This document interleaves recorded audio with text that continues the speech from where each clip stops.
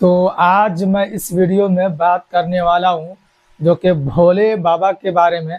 कासगंज में उनका एक बहुत ही बड़ा आश्रम है और ये कासगंज के बिलोंग करते हैं। इनका जो पैतृक गांव है वो कासगंज है। और अभी हाथरस का जो मामला हुआ, जो हाथरस में जो इतने लोगों की मृत्यु हुई है, लगभग सरकारी आंकड़े की अगर हम बात करते हैं तो 121 से 22 लोगों की मौत हो चुकी है और बहुत सारे लोग अभी भी इंजर्ड है यानी जख्मी है।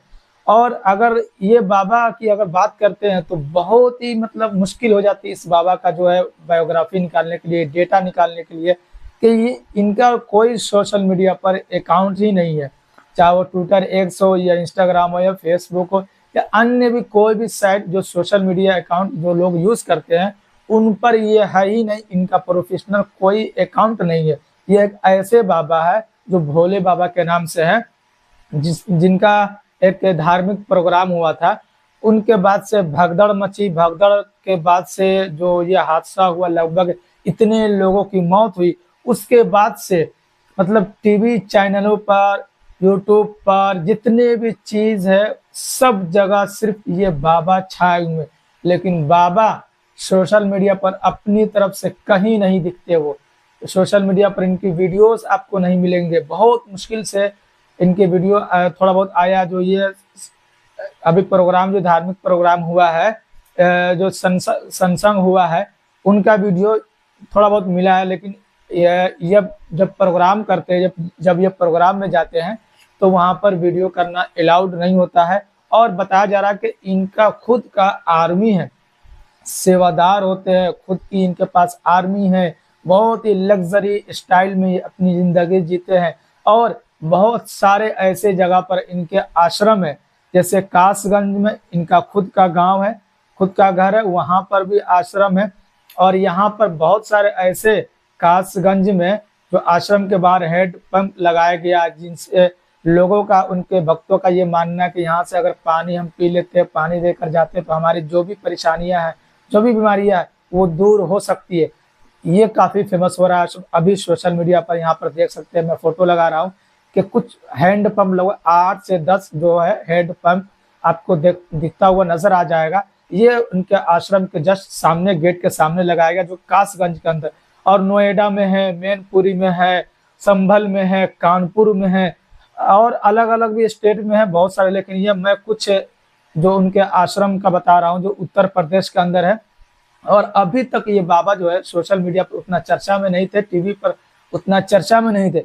लेकिन जब ये घटना हुई है, जो हाथरस का घटना हुआ, उसके बाद से हर जगह टीवी चैनलों पर यही छाए हुए और लोग इसके बारे में जानना चाह रहे हैं। लेकिन ये बाबा जो है अभी फिलहाल टीवी पर तो कहीं पर आए नहीं है। अभी अंडरग्राउंड ही बताया जा रहा है। और जो भी हादसा हुआ उसको लेकर बाहर निकल कर वो किसी भी तरीके का बयान उन्होंने देने का काम नहीं किया। या उनके तरफ से, हाँ, उनके तरफ से जो वकील है, जो एपी सिंह वकील, जो सीमा भाभी को पाकिस्तान से भारत का नागरिकता दिलाने में जो उन्होंने अहम रोल अदा किया था, एपी सिंह उनका वकील थे, सीमा भाभी का। तो वही एपी सिंह वकील जो हमेशा विवादों में रहते हैं, वही जो भोले बाबा का जो वकील बनकर आए हैं। और उनका फरमान बाहर आकर, आदेश बाहर आकर उन्होंने सुनाने का काम किया कि भोले बाबा से हमें बात हुई है और हम उनका वकील बनकर आए हैं। और हम हमारे जरिए वो अपना आदेश देने का काम किया है कि जनता के लिए हम ये आदेश दे रहे हैं।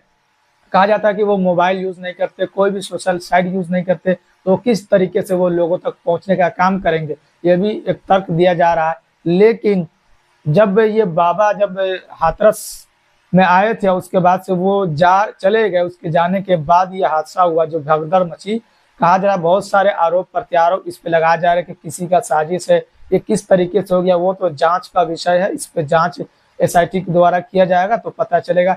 लेकिन फिलहाल अभी जो कुछ जनता है, कुछ लोग है, उनकी मांग है कि बाबा खुद सामने आए और बयान दे। और कुछ उनके जो भक्त है वो भी अभी भी कह रहे हैं कि इसमें बाबा की कोई गलती नहीं। कुछ लोग जो वो बाबा की गलती मान रहे हैं।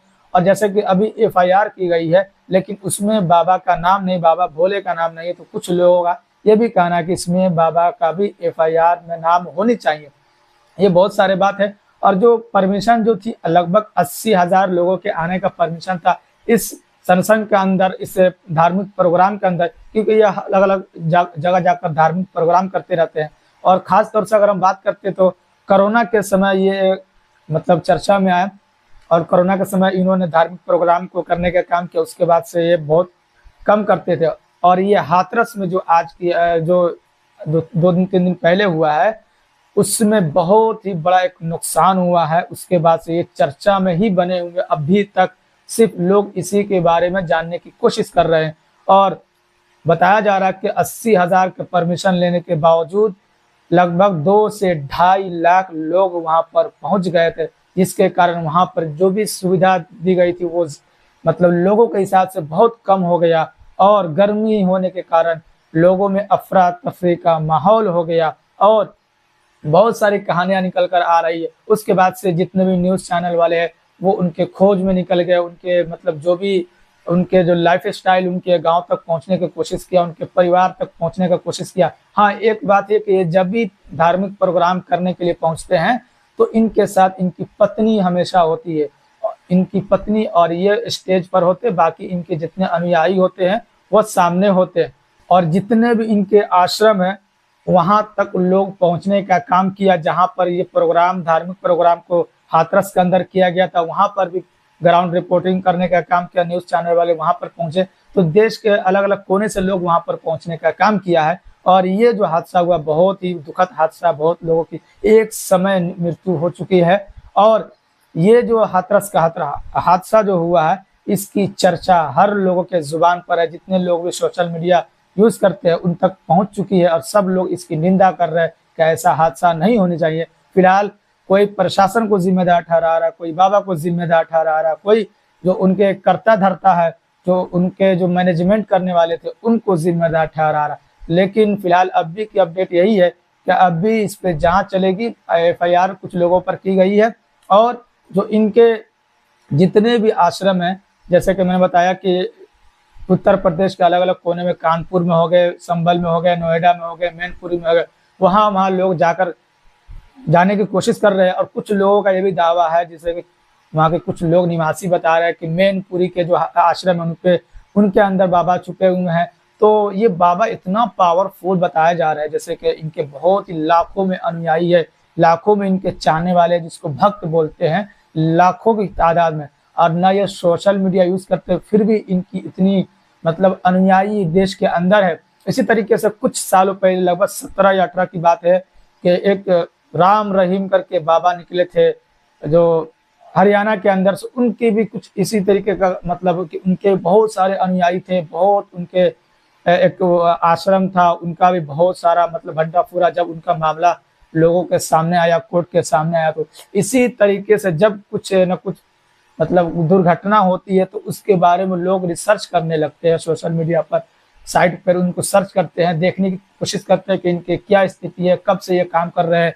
और इनके बारे में बताया जाता है कि पहले पुलिस विभाग में ड्यूटी करते थे, उसके बाद से ये पुलिस विभाग को छोड़ करके इनकी दिलचस्पी जो है धार्मिक चीज़ों में लगने लगी। उसके बाद से ये प्रवचन देने लगे, धार्मिक प्रोग्राम को अटेंड करने लगे। धीरे धीरे करके जब इनका खूब ज़्यादा जलवा हो गया, मतलब इसमें रुचि बढ़ गया, उसके बाद से धीरे धीरे करके इनका पैर मतलब फैलता गया, और देश के अलग अलग कोने में इनका आश्रम खुलता गया, और उसके बाद से देश के अलग अलग कोने में इसके अनुयायी बनते गए। और इस तरीके के हिसाब से अगर आज की हम बात करते हैं तो देश के अलग अलग कोने में लाखों की संख्या में इनके अनुयायी बताए जा रहे हैं।